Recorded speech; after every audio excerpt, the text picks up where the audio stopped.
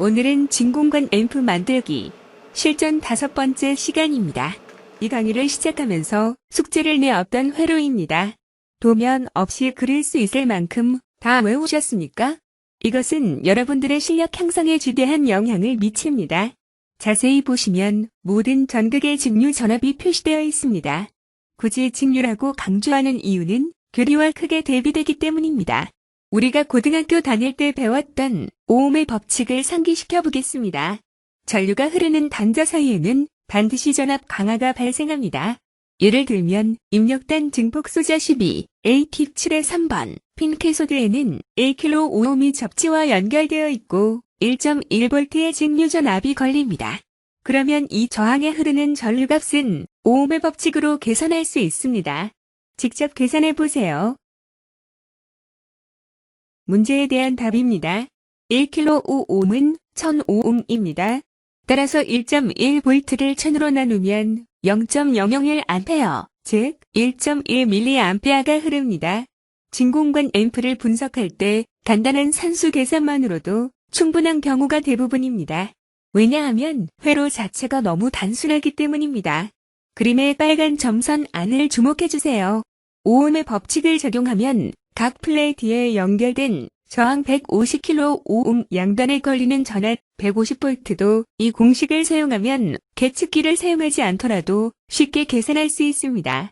플레이트에 연결된 저항 150kΩ은 고압 전원으로 가해집니다. 이 지점의 전압은 255V입니다. 그러면 전체 회로망에 걸리는 전압들을 합산해 보세요. 정확히 모든 지점에서 계측된 전압의 수치가 전원 공급 전압과 일치한다는 것을 알 수 있습니다. 이러한 지식은 회로 도면 없이 전자기기를 수리할 때 필수적인 적용 수단입니다. 전압과 전류의 상관관계를 알고 있기 때문에 어느 지점에서 전압이 걸리지 않으면 연결 체인의 어느 부품 중 하나가 제대로 전류를 흘려주지 않고 있기 때문이라는 것을 유추할 수 있습니다. 비록 초보자들이라도 오음의 법칙만 잘 적용할 수 있기만 해도 전자회로의 절반은 그냥 먹고 들어가는 것이나 다름없고 다른 사람이 해놓은 것을 그대로 따라만 하는 것에 비해 비약적인 실력 향상을 이룰 것이라고 생각합니다. 오늘 또 하나의 중요한 주제를 마련했습니다. 여러분들은 바이어스라는 단어를 상당히 많이 접했을 것으로 생각합니다. 고체 소자 앰프에서는 거의 언급되지 않지만 진공관 앰프에서는 꽤 많이 입에 오르내립니다. 바이어스라는 직관적인 뜻은 잘 아시다시피 어떤 사물 심지어 사람에 대한 편견을 의미합니다. 빨간 점선 안을 주목해주세요. 그리드 핀 2번에는 470kΩ의 저항이 그라운드와 연결되어 직류 전압이 0V입니다. 그라운드라는 것은 앰프 회로의 공통점 즉 샤시 표면을 의미합니다.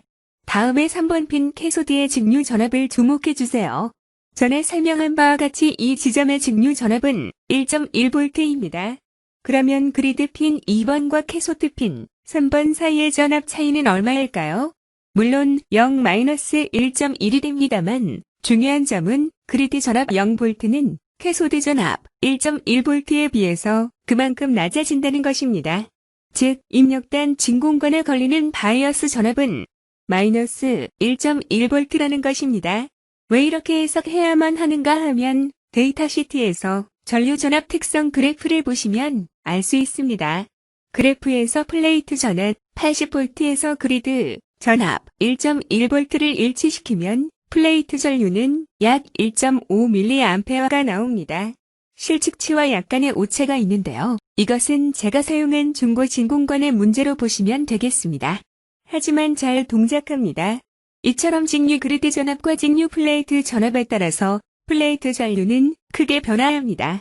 하지만 음성 신호는 직류가 아니고 교류이므로 그리드에 걸리는 직류, 바이어스 전압을 기준으로 음성 신호가 그리드, 입력에서 변화하면서 플레이트 출력단에 교류 전압 변화를 일으킵니다. 즉, 증폭작용이 일어나는 것입니다.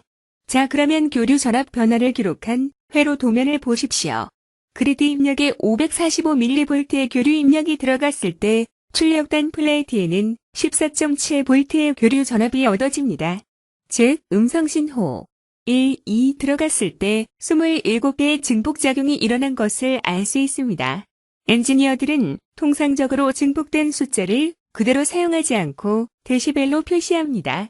27의 증폭도는 데시벨로 환산하면 29데시벨이 됩니다. 이렇게 하는 이유는 다음에 설명드릴 기회가 있을 겁니다. 보다 한 걸음 더 설명드리자면 보시는 도면에 입력단은 캐소드가 그라운드의 저항으로 연결되었고 출력으로 플레이트를 사용하고 입력은 그리드로 받습니다. 이런 형태의 증폭 회로를 캐소드 접지 회로라고 합니다. 이 형태는 증폭기 세계에서 가장 많이 사용되는 회로 구성입니다만 그리드 접지, 플레이트 접지 회로도 심심치 않게 사용됩니다. 나중에 설명드리겠습니다. 만약 여러분들의 앰프에서 스피커 출력이 나오지 않으면 계측기를 그리드와 플레이트에 물려서 증폭작용이 잘 나오는지 확인하면 가장 빨리 고장 진단을 할 수 있는 방법이기도 합니다. 다음 시간에는 위상분할 회로에 대해서 말씀드리고자 합니다. 오늘의 숙제입니다. 오디오 앰프에서 왜 위상분할이 필요한지에 대해 자료를 찾아서 공부하세요. 그럼 다음 시간에 뵙겠습니다.